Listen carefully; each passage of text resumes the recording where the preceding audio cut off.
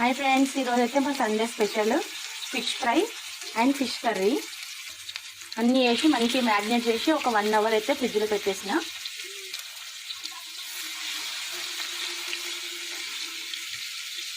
కొంచెం మంచిగా బాయిల్ కావాలంటే ఇంకా మూత అయితే పెట్టేసుకుందాం.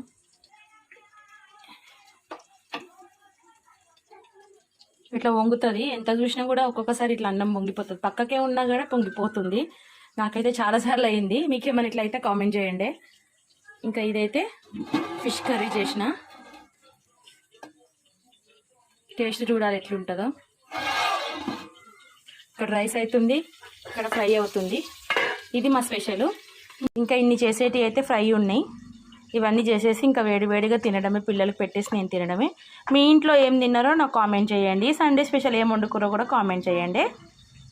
అలాగే వీడియో నచ్చితే మాత్రం ఒక like, share, comment and subscribe. Thank you for watching.